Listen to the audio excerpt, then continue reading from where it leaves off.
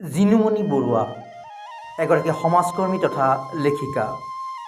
জীৱিকা সূত্ৰে তেওঁ আছিল অইল ইণ্ডিয়া লিমিটেডৰ বিষয়া। এগৰাকী বিষয়া হিচাপে দক্ষতাৰে পালন কৰিছিল দায়িত্ব আৰু প্ৰিয়ভাজন হৈছিল কৰ্তব্যস্থলীত। উজলা আঁচনিৰ অধীনত ৰন্ধন গেছ বিতৰণত তেওঁ বিশেষ ভূমিকা পালন কৰিছিল তেওঁৰ দায়িত্বৰ সময়ত। বিভিন্ন সময়ত তেওঁ কেন্দ্ৰীয় মন্ত্ৰী ৰামেশ্বৰ তেলী, সাংসদ কামাখ্যা প্ৰসাদ তাছাৰ সৈতে উজলা আঁচনিৰ ৰন্ধন গেছ বিতৰণৰ ভালেসংখ্যক কাৰ্যসূচীত অংশ লৈছিল তিনিচুকীয়াত কৰ্তব্যৰত হৈ থকা সময়ত।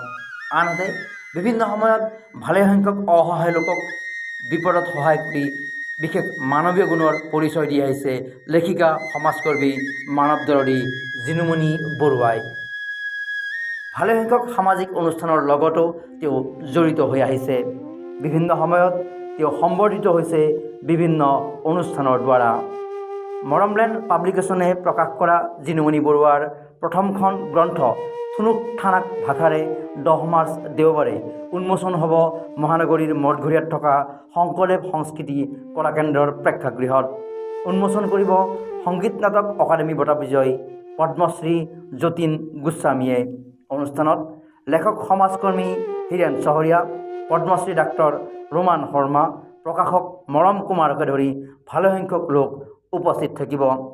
লেখিকা জিনুমণি বৰুৱালৈ ডেম'ক্ৰেচি লাইভৰ তৰফৰ পৰা থাকিল অশেষ শুভকামনা। Bureau' report, democracy live 24/7।